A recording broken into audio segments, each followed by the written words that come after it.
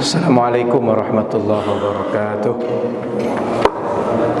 Bismillahirrahmanirrahim. Alhamdulillahirabbil alamin. Allahumma shalli ala sayyidina Muhammadin nabiyil ummi wa ala alihi wa ashabihi wa man tabi'ahum bi ihsan ila yaumiddin. Asyhadu an la ilaha illallah, asyhadu anna Muhammadan abduhu wa rasuluhu sallallahu alaihi wasallam la nabiyya ba'd. Bapak-bapak, ibu-ibu, para sahabat dirahmati Allah Subhanahu wa taala. Kita sudah masuk pada pembahasan rukun iman. Pembahasan pertama sudah kita masuk pada pembahasan tentang iman kepada Allah. Lalu iman kepada Allah ini kita bisa mengimani Allah dengan keyakinan kita, dan sumber keyakinan itu secara umum bagi setiap orang ada 3 media. Satu, indera mereka, disaksikan oleh indera, dirasakan oleh indera, dilihat oleh indera, maka orang tahu. Allah tidak bisa kita kenali dengan indera kita, maka kita tak bisa memastikan secara fisik dengan indrawi kita bagaimana bentuk Allah. Yang kedua, dengan nas dari Al-Quran dan hadis. Nas Al-Quran ini adalah firman Allah. Bagaimana mungkin kita beriman dengan firman Allah sementara kita belum bisa untuk memastikan Allah itu Tuhan atau tidak, Tuhan yang hak atau tidak. Maka konsekuensinya, orang yang beriman dengan firman Allah, dia mesti beriman dulu dengan Allah, baru beriman dengan firman Allah. Sehingga kita berdalil tentang bagaimana kita meyakini Allah dengan firman Allah. Itu kalau orang belum beriman dengan Allah, dia tak bisa. Kalau sudah beriman dengan Allah, baru bisa menggunakan dalil Al-Quran. Beriman dengan Allah, baru bisa beriman dengan Rasul. Beriman dengan Rasul, baru bisa berdalil dengan sunnah Rasul. Tapi jika belum beriman dengan Allah, belum beriman dengan Rasul, bagaimana mungkin beriman, berargumentasi, berdalil dengan firman Allah dan sabda Rasulullah. Sehingga tinggal satu lagi. Cara kita mengimani Allah adalah dengan hukum akal kita, dengan nalar logis kita, bahwa alam ini dan semua yang ada dalamnya sekarang sudah wujud. Nalar yang pertama adalah pasti ada pencipta. Tidak mungkin ada ciptaan tapi tak ada penciptanya. Maka untuk mengenali Allah, kita tinggal satu cara, yaitu mengenali dengan dalil-dalil akli atau argumentasi logis tentang keberadaan Allah. Maka oleh karena itu para ulama menyebut bahwa Allah punya sifat wajib, punya sifat mustahil, punya sifat jaiz.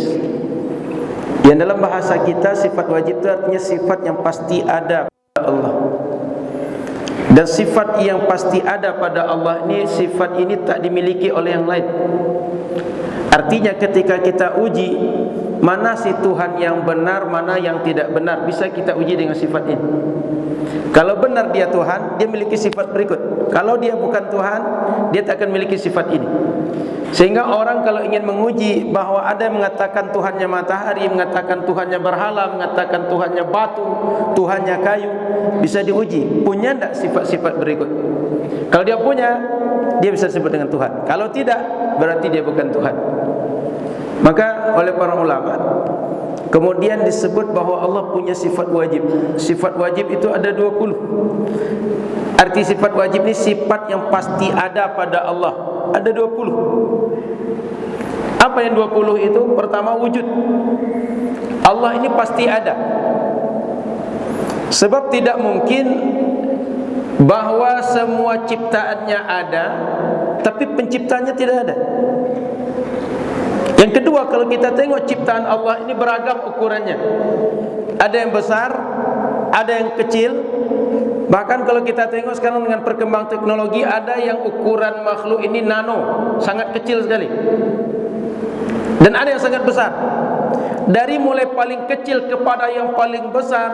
Tidak mungkin semua itu wujud dengan sendirinya. Semua itu ada tanpa ada pencipta. Kalaulah dia ada tanpa pencipta, kemungkinan besarnya sama semua. Tapi ternyata wujudnya tak sama. Dan bila kita tengok semua yang ada ini berdasarkan ukuran masing-masing, dia punya fungsi yang berbeda. Kita boleh uji.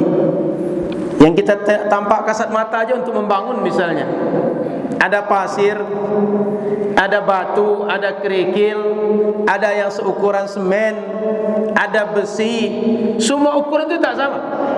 Kalau seandainya semua ukuran itu sama, tak akan jadi bangunan seperti ini. Tapi dengan beragam ukuran itu menjadi barang yang sangat indah, kemudian dia kokoh dan terbentuk sesuai dengan seni arsitektur yang kita inginkan. Termasuk kita punya karpet. Karpet ini kalaulah tidak ada berapa unsur yang berbeda, tak akan terbentuk seperti ini. Kita punya meja macam ini, kalau tak ada berapa unsur yang berbeda ukurannya, volumenya, tak akan terjadi benda yang semacam ini. Sehingga tidak masuk akal jika semua benda ini kata orang dia wujud begitu saja tanpa ada pencipta. Kok ada ciptaan yang dia ukurannya beragam tapi tak ada penciptanya? Pasti ada penciptanya. Makanya sifat Allah yang pertama, dia bersifat wujud, pasti ada. Tidak masuk akal ciptaannya ada tapi dia tidak ada. Pasti dia ada. Sifat yang kedua, Allah Subhanahu wa taala bersifat qidam. Dia dahulu wujudnya dibanding semua makhluk ciptaan dia. Karena tidak masuk akal kalau seandainya Tuhan itu sudah ada makhluk baru ada dia. Kalau seandainya dia pencipta segala sesuatu, berarti setelah dia ciptakan baru yang lain ada. Kalau dia ciptakan manusia baru manusia ada. Kalau dia ciptakan langit baru langit ada. Kalau dia ciptakan matahari baru matahari ada. Kalau dia ciptakan bumi baru bumi ada. Kalau tak diciptakan semuanya tak ada. Maka wujud dia mesti wujud sebelum segala sesuatu ada. Dalam sifat Allah namanya sifat qadim atau qidam. Dalam Al-Quran Allah menjelaskan huwal awwalu, dia yang awal, wal akhiru, dia yang akhir. Segala sesuatu dia wujudnya adalah karena diciptakan. Tapi dia Allah, dia bukan karena diciptakan. Kalau dia diciptakan, maka penciptanya lebih dahulu ada dibanding Tuhan. Tuhan itu bukan ciptaan, tapi dia pencipta. Maka wujud Allah, wujud dia, ada dia sebelum segala sesuatu ada. Setelah dia ciptakan baru yang lain ada. Maka sifat Allah yang kedua adalah qidam. Kemarin ada yang bertanya ke saya, Ustaz, kenapa kita mesti mengkaji tentang sifat-sifat Allah? Lalu ada yang perbincangkan tentang bagaimana bentuknya Allah. Kenapa kita tak fokus solat saja? Lalu kita fokus puasa saja, kita fokus sedekah saja. Ketika kita mengkaji sifat Allah, menggambarkan bagaimana bentuk Allah, akhirnya kita berdebat terhadap Allah yang wujudnya tidak bisa kita lihat dengan kasat mata. Lalu akhirnya kita berdebat sesama kita yang kemudian membuat kita tidak bertemu pada satu kesepakatan yang sama. Jawabannya sederhana saja Bapak Ibu yang dirahmati Allah. Dalam kajian Ahlus Sunnah wal Jamaah tidak pernah diajarkan untuk mengenali Allah dengan mengajarkan bagaimana bentuk Allah, bagaimana bentuk zatnya. Selalu yang diajarkan itu adalah bagaimana sifat Allah. Sehingga tadi disebutkan sifat wujud itu sifat, bukan organ, bukan bentuk fisik.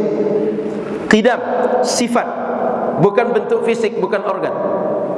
Kenapa yang dipelajari sifat Allah? Karena dalam hadis Nabi, tafakkaru fi khalqillah wa la tafakkaru fi dzatillah. Kalian berfikirlah tentang bagaimana ciptaan Allah ini, tapi jangan fikirkan tentang bagaimana bentuk Allah Subhanahu wa taala. Kenapa? Karena bentuk Allah tidak akan sama dengan bentuk apapun. Eksistensi dia tak akan sama sifatnya dengan eksistensi apapun. Maka kata para ulama, kullu ma khatara bi balika fa huwa khilafu dzalika. Setiap apapun yang tergambar olehmu, yang terfikirkan, yang terkhayalkan olehmu tentang bentuk Allah, dia pasti berbeda dengan semua bentuk yang engkau khayalkan itu.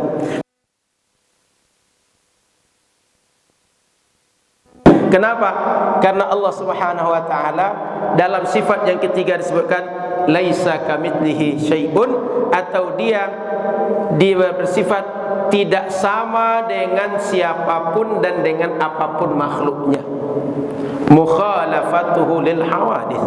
Allah Subhanahu wa taala apapun dari sifat dia tak ada yang sama dengan makhluk. Apapun dari pekerjaan dia tak ada yang sama dengan makhluk. Sementara makhluk antara mereka dengan yang lain bisa sama secara fisik, bisa sama pekerjaan, bisa sama ini itu segala macam. Tapi Allah Subhanahu wa taala berbeda dengan makhluk dalam segi apapun. Makhluk minimal dia butuh kepada yang lain, Allah tidak butuh kepada siapapun. Makhluk ini dia wujud kalau Allah ciptakan. Kalau Allah tak ciptakan, dia tak pernah ada. Dan Allah dia tak pernah diciptakan oleh siapapun dan oleh apapun. Maka Allah Subhanahu wa taala dia memiliki sifat kesempurnaan dan dia berbeda dengan apapun makhluknya dan dengan siapapun. Tak ada satupun sifat makhluk yang sama dengan Allah Subhanahu wa taala. Sehingga Allah tidak berada di arah manapun, dia tidak berada di atas apapun dan tidak di dalam apapun. Kenapa? Semua makhluk, semua benda ada setelah dia ciptakan. Sehingga dia tidak berada di atas langit, di atas arsy, tidak berada dalam bumi, tak berada dalam langit, tak berada dalam arsy. Tapi dia di luar itu semua dan tidak terletak di dalam itu semua. Artinya Allah tidak berada di atas apapun benda dan tak dilingkupi oleh benda apapun. Kenapa? Semua benda apapun adalah ciptaan dia. Kalau dia tak ciptakan, maka semuanya tak pernah wujud. Artinya wujud dia tidak terikat dengan bentuk apapun dari semua makhluk dia. Tidak terikat dengan apapun, benda apapun dari makhluk yang Allah ciptakan. Maka karena itu Bapak Ibu para sahabat rahmati Allah Subhanahu wa taala, sifat Allah pertama dia wujud pasti ada. Yang kedua qidam, wujud dia sebelum apapun ada. Yang ketiga segala sifat dia, segala apapun tentang dia tak sama dengan makhluk. Dalam bahasa sifat Allah mukhalafatuhu lil hawadits. Dia berbeda bentuknya dengan semua makhluk, dengan apapun makhluk. Yang keempat qiyamuhu bi nafsihi. Dia Allah wujud tanpa perlu dengan apapun. Kalau kita tak ada bumi tempat berpijak, kita tak bisa berdiri. Kalau tak ada apapun tempat kita berada saat ini, kita tak bisa berada. Duduk kita, kalau tak ada tempat kita duduk, tak bisa kita duduk. Dia Allah enggak begitu. Dia qiyamuhu bi nafsihi. Dalam Al-Quran, Allahu la ilaha illa huwal hayyul qayyum. Dia Allah Subhanahu wa taala Tuhan yang tiada Tuhan kecuali Dia. Dia bersifat maha hidup dan dia tidak berhajat kepada apapun dan siapapun. Maka Allah Subhanahu wa taala, kalaupun kita sempurna ibadah kita, tak membuat dia tambah sempurna. Dan kalau seandainya kita maksiat, semua kita durhaka, tidak mengurangi kesempurnaan Allah Subhanahu wa taala. Jadi andaikan semua kita ini tak pernah sholat, tak pernah puasa, tak pernah zakat, tak pernah menunaikan kewajiban, dia Allah tetap sempurna. Atau semua kita sama dengan Nabi Muhammad, sempurna akhlaknya, sempurna ibadahnya, sempurna semua yang dia buat, tidak membuat Allah tambah hebat. Kenapa? Karena Allah dia wujud dia, adanya dia tak terpengaruh oleh kita. Sehingga ada tak ada kita dia tetap Tuhan. Ibadah tak ibadah kita dia tetap Tuhan. Bermuamalah baik kita atau tidak dia tetap Tuhan. Sementara kita, kalaulah tidak dengan karunia dia, kita tak akan sehat dan tak bisa beribadah hari ini. Kalaulah tidak karena karunia dia, kita tak akan bisa dengan fisik yang sempurna lalu bisa bekerja hari ini. Tapi dia tidak bergantung dengan apapun. Dalam bahasa sifat Allah qiyamuhu bi nafsihi. Dia tak berhajat, tak butuh kepada apapun dan siapapun. Kita jangankan untuk segala yang besar, di rumah saja mencucikan pakaian kita butuh kepada istri, butuh kepada alat. Untuk menyediakan makan kita butuh kepada istri, kepada tukang yang masak di rumah kita dan segala macam. Andaikan kita hidup sendirian di dunia ini, sangat banyak yang tak bisa kita buat karena kita tak bisa tanpa ada yang lain. Kalau dia Allah, tanpa ada yang lain pun dia tetap Tuhan yang maha sempurna. Yang kelima, untuk sifat yang terakhir pagi siang hari ini, wahdaniyah. Dia bersifat esa. Esanya Allah Subhanahu wa taala, organ fisik, kalau seandainya orang menyebut ada bentuk organ fisik, dia tidak tersusun dari organ. Kalau ada orang menyebut Allah itu dia punya fisik atau dia punya bentuk zat dia tidak tersusun dari partikel, dari organ, dari unsur apapun. Beda dengan kita. Kita ini punya banyak organ, punya saraf, punya sel, punya berbagai organ dan pembangun organ. Dia Allah tidak. Apapun benda punya unsur-unsur yang bergabung. Apakah buku, apakah meja, apakah tikar, apakah listrik dan segala macam, dia gabung beberapa unsur baru menjadi sebuah eksistensi tertentu. Tapi Allah Subhanahu wa taala dia tak tersusun dari apapun. Dia tak tersusun dari tangan, dari kaki, dari kepala, dari betis, dari wajah, dari mata dan segala macam. Yang punya sifat mata, punya sifat tangan, punya sifat wajah itu makhluk. Allah tidak seperti itu. Maka dalam Al-Quran dikatakan wa ilahukum ilahu wahid la ilaha illa huwar rahmanur rahim. Dalam Al-Quran Allah katakan qul huwallahu ahad Allahus samad sampai akhir ayat. Maka kaum muslimin dirahmati Allah Subhanahu wa taala, Allah Subhanahu wa taala dia punya sifat wujud, pasti ada. Qidam, dia wujudnya sebelum segala sesuatu ada. Kemudian mukhalafatuhu lil hawadis, tak ada apapun yang sama dengan dia. Yang keempat, qiyamuhu bi nafsihi, wujud dia tidak berhajat kepada apapun. Yang kelima, dia esa tunggal, tidak tersusun dari organ apapun, dan dia tidak memiliki kesamaan sifat apapun dengan yang lain. Dia wahdaniyah, pencipta hanya dia, dan Allah Tuhan satu-satunya hanya dia. Andaikan Tuhan itu lebih dari satu, dalam surat